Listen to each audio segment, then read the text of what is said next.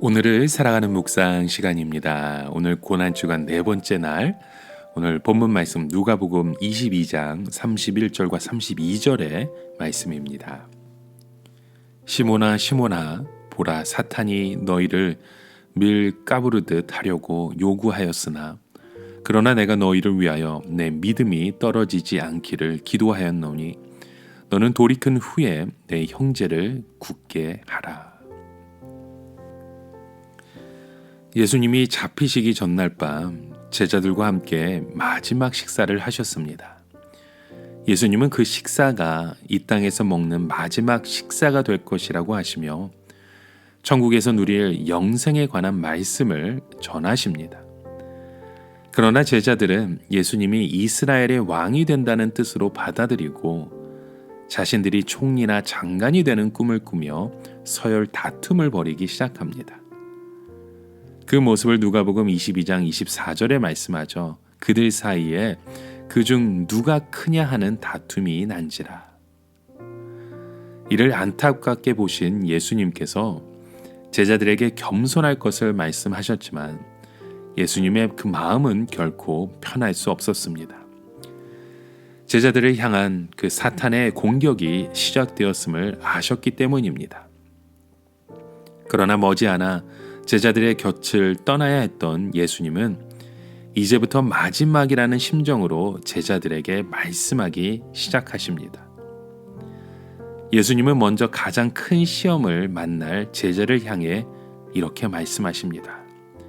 누가복음 22장 31절과 34절의 이 말씀입니다. 시몬아 시몬아 사탄이 너를 밀 까부르듯 하려고 말씀을 시작하시죠. 그리고 오늘 닭 울기 전에 내가 3번 나를 모른다고 부인하리라. 오늘 밤에 사탄이 베드로의 마음을 흔들어서 예수님을 3번이나 부인하게 할 것이라고 경고하신 것입니다. 이에 베드로는 그런 일은 절대 일어날 수 없다고 부인합니다. 인간적으로 볼 때 베드로가 펄쩍 뛴 것은 매우 당연한 일이었습니다. 그러나 어떻게 되었습니까? 결국 베드로는 그 사탄을 이기지 못합니다. 사탄은 베드로의 마음을 흔들어 예수님을 부인하게 하였습니다. 그리고 베드로에게 나는 제자로서 자격이 없다는 그 낙심과 좌절을 줍니다. 그렇게 사탄은 베드로와 예수님 사이를 영영 멀어지게 하려고 했습니다. 그렇다면 이 시험을 이기기 위해서 베드로에게 필요한 것은 무엇이었습니까? 사탄의 모든 계략을 알고 계셨던 예수님은 베드로에게 그가 앞으로 기억해야 할 그 약속과 당부를 남겨주셨습니다. 그것이 바로 오늘 본문의 32절의 말씀입니다. 그러나 내가 너를 위하여 내 믿음이 떨어지지 않기를 기도하였노니 너는 돌이킨 후에 내 형제를 굳게 하라. 예수님께서 먼저 무엇을 약속하십니까? 내가 너를 위해 기도한다. 너를 끝까지 지킬 것이다. 라고 말씀을 하면서 무엇을 당부하셨습니까? 나를 기억한다면 주저앉지 마라. 시험에 넘어지더라도 다시 일어서라. 그러면 더 귀한 일에 쓰리라. 이것이 바로 베드로를 향한 예수님의 약속이자 당부입니다. 예수님은 베드로가 사탄의 시험에 주저앉을 것을 아셨습니다. 만약 우리가 예수님이었다면 베드로에게 서운함과 배신감을 느꼈을 것입니다. 그런데 예수님은 전혀 그렇지 않으셨습니다.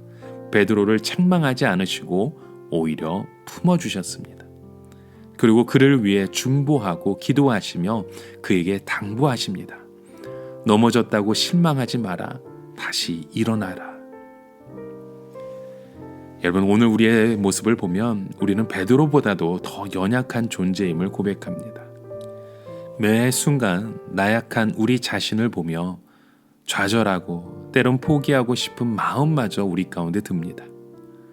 하지만 우리 스스로 포기하더라도 예수님은 우리를 절대 놓지 않으십니다.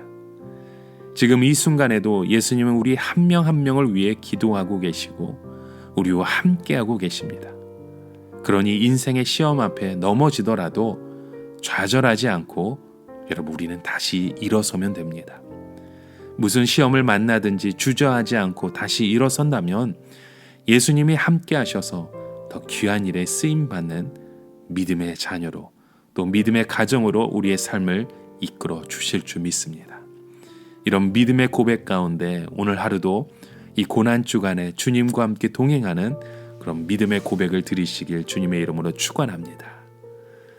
오늘을 살아가며 한 가지 묵상의 질문을 드립니다.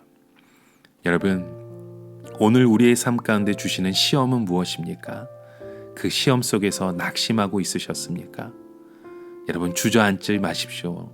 이곳에서 다시 일어서서 주님을 위해 또 주님의 그 부르심에 응답하시는 그런 믿음의 고백이 되어지길 주님의 이름으로 간절히 축원합니다.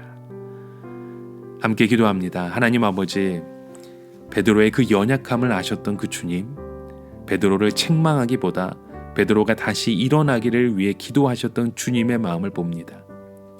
그 마음으로 오늘 우리의 그 연약함을 위해 기도하고 계심을 이 시간 기억하기 원합니다. 끝까지 믿음과 소망과 사랑을 놓지 않고 주님만을 바라보며 주의 뜻을 이루어가는 하나님의 자녀 되게 하여 주시옵소서.